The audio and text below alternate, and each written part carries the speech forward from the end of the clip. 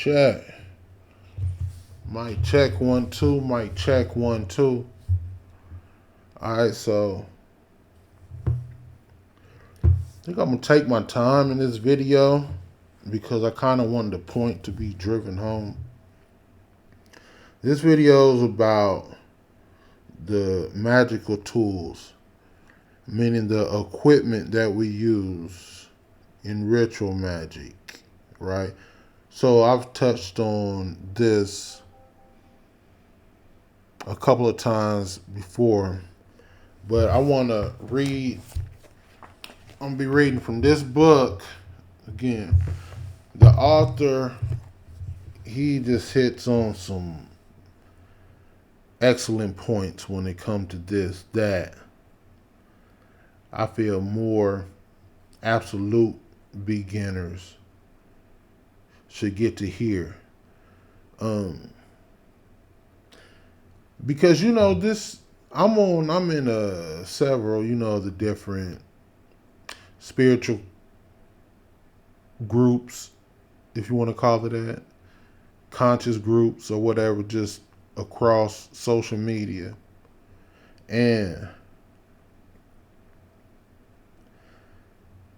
I see absolute beginners every now and again. You see people who's really want to get their feet wet and they just looking for a sense of direction, right? Thinking they walking into something where it's going to be like all these people to guide you, right? And of course, just the same as if you have a health problem, right, then everybody turns into a doctor to tell you how to fix it. So it's no different with this shit, You could be an absolute beginner and you're going to go try to find some decent advice for you, right? And then you mostly going to get people that don't know what they talking about, just to be frank. And not saying there's no gurus over here, because I'm constantly saying that, like, I'll be talking to the absolute beginners, right? I'll be talking to motherfuckers that's looking for a place to start, but to start making some steps. You got a lot of people that they might be in the know, probably know way more than I do, but then they'll still keep that beginner stuck in their ignorance, right? Because when you first coming through the door, most of us are coming through the door with the mindset like we are coming right from religion, right? So we still got like that superstitious mindset, the blind beliefs, and like we still are kind of caught up in the fantasy of it all. And there's so many charlatans like that. They play on that shit, right? They play on the ignorance, right? And hit me in my inbox if you want this, and give me such money, and I'm gonna teach you this and how, you know what I'm saying? Like, whatever, though.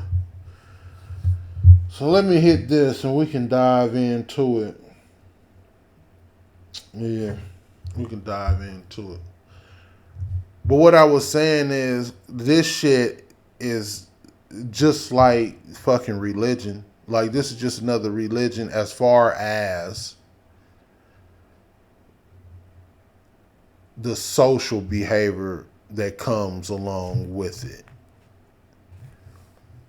It's supposed to be something different. Like, it's supposed to honestly be like just breadcrumbs that leading you back to you, right? But I mean, we live in this world where You know, like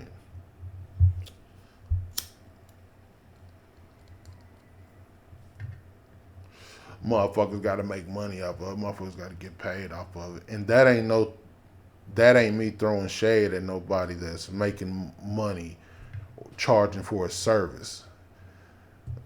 Then not, I'm not saying that, but whatever. Shit, I think I made it clear, like the type of motherfucker I'm talking about.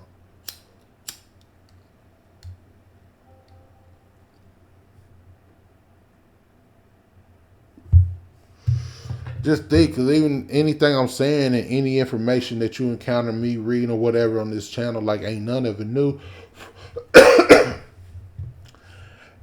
In the powers that be, right? You know, they had this information how long ago? Like, and look what they did with it and had us like,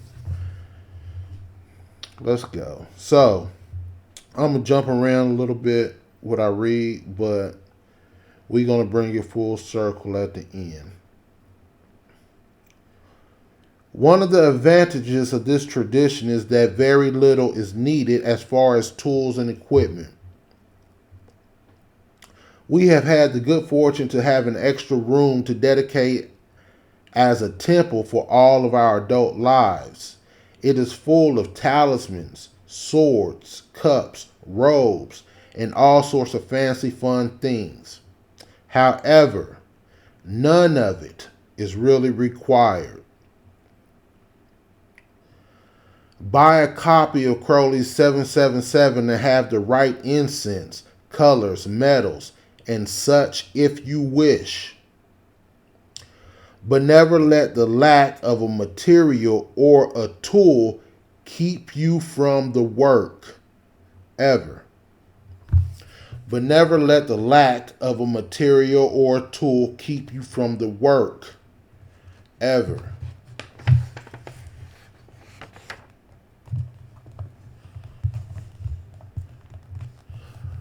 Like in them hoodoo groups, my bad, just real quick. But like in them hoodoo groups, when I see like a person to ask a question like, I got a court date coming up, what should I do? And then just like the outrageous comments, a person to tell them to go out and just like find this unnecessary shit, right? Most of the times it's because that's what they believe. And not to say that thing that I'm calling unnecessary, not to say that it doesn't have a place in it, but ultimately you should be able to tell a person, like, you should be able to deliver them the concept of what it's all about. Anyway, all right, my bad, enough of me. So they're talking about making holy water right here, but I'm going to just save the holy water for its own video. So, other suggested tools. There are a few other tools that are nice to have, but they are not totally necessary. A bell. A bell is nice to have for marking the beginning of a ritual. We have one of those chime bells that looks like a metal bar on a wooden stand, and it is rung before rituals instead of knocking. If a ritual says ring the bell X number of times, you can just knock on the floor or a table just as well. Drawing tool. It is often nice to have some sort of pointy implement for drawing pentagrams and spirals in the air. A dagger, a wand, crystal point, or lit stick of incense may be used. We just use our fingers most of the time, and they work great. However, if you have a favorite wand or crystal, try using it for drawing the shapes in the air. And shapes in the air, she's talking about like certain rituals. You might be drawing a pentagram in the air or a hexagram or what, a spiral, whatever. Like, that's what she's talking about with drawing shapes in the air. Like I said, we about to start getting into some magic on here. I'm kind of excited about whatever. A journal. There are many rights in this book. It is the it is fine to read the rights directly out of this book. However, if you can copy them into a journal in your own hand, it may help you connect to them more. In time, you will memorize them if you find them of value and receive benefits from them. It is also important to keep a record of your ritual work, noting anything you find important. This will help you track your progress and will lead to many insights. So I used to keep my shit journal anymore. I just be noting stuff down on my phone. But I only be recording the stuff that I really find to be profound or something, which is really only just speaking to my laziness. But a sword. A sword is used in a couple of practices for separating the mundane from the spiritual. Any sword will do, even a machete. If you decide to include a sword in your practice, you will want to use it only for your rituals. Don't use it to whack weeds after you use it in your sacred work. Robes or other special clothing. Wearing a robe or some other special clothing you only use in ritual can make the practice more symbolic. We have made a couple of robes from sewing patterns as a fun craft project. We don't always use them. Only if it is a special ritual do we don our sacred vestments. When we do group work, everyone wears colors they think are appropriate. For instance, if we are doing something fire related, everyone wears red and orange. You can also select from your clothing a special set of clothes to wear, only in ritual. Even if you choose a certain t-shirt and pair of sweatpants, just keep them separate. You can add magical words and symbols to them too if you wish. Incense. Incense is great, but it is often problematic. People have allergies and not every location is suitable for smoke. If you can use incense and you like it, research different varieties of incense to incorporate into ritual, or just use your favorite. We use both the charcoal resin incense and the stick kind. Both have their advantages and disadvantages. If you use the resin form of incense, you need will to use charcoal bricks as well. But you will then have access to a wide range of quality incenses that are pure. You can get pure frankincense, for instance. You will also need something that can handle the heat of the charcoal brick, which is quite intense. What else is on here? Tarot deck. A 78 card deck is useful for the style of magic. It should be something standard, such as a classic Rider-Waite-Smith, Thoth, or Golden Dawn deck. We advise against getting a highly specialized deck for use in ritual, at least until you are familiar with the system. Alright. Storage of your tools. Ideally, you want to keep your tools in a special place, such as a cabinet or chest, and wrapped in some silk cloth.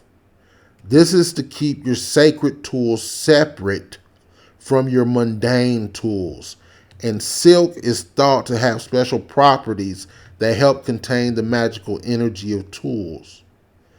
Also, store your tools carefully when not in use. You don't want people picking them up and playing with them, as they are sacred objects. Um, tool tool concentration. So now it's talking about how to concentrate your tool, how to make this shit holy or sacred. It's still come down to some common sense shit though. It is traditional to consecrate your tools before using them. This process dedicates the tool to your practice and cleansing it of any prior energies in history. This is often a simple rite where you bless the tool and cleanse it in some fashion. You can also consecrate through use. This is done by just using the tool, by treating it as a powerful, sacred object. It becomes just that. We consider any tool we create ourselves to be consecrated already, but objects that we buy need some sort of simple ceremony to dedicate them to the great work of our spiritual development. Then it leads into how to consecrate the tool, which another video is going to be on making holy water. And then you can just use the holy water to bless the tools if you wish. Or as an author just saying, you consecrate this shit too simply by just using it and just using it for that work and only that work. Right? Like, so I got the different color cloths that I'll lay down when I'm ready to work a ritual. And those cloths, so I keep them put up, tucked away, separate from any other cloths and shit. And like just like the same thing with like a certain candle holders and just the candles in general. Like I keep them separate, like just from the everyday mundane thing. The whole thing is everything about the shit is you want to, everything you doing is to separate your spirituality from just the everyday mundane shit. Separating your magic part of you from this shit. This is why the author keeps hitting on the point of only using whatever you using in your magic, only using that shit for that. So yeah. That's why I be even certain words when we doing a ritual, you're probably going to involve speaking certain words that you don't have nowhere in your day-to-day language for the most part, right? You will speak them in a certain way that you don't even normally speak for the most part, right? For the most part, you'll probably be vibrating the word or maybe yelling the word or saying words that ain't even words. Whatever it is, the idea is supposed to be separate from just the everyday mundane, because like all of it together is still is working like as an on and off switch, right? Because it's like this person, when you click this on switch, like making a distinction for your subconscious mind to know the difference.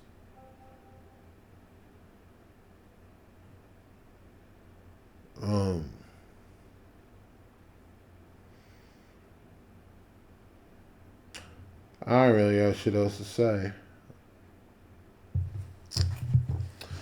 Great book, great book. I'm out.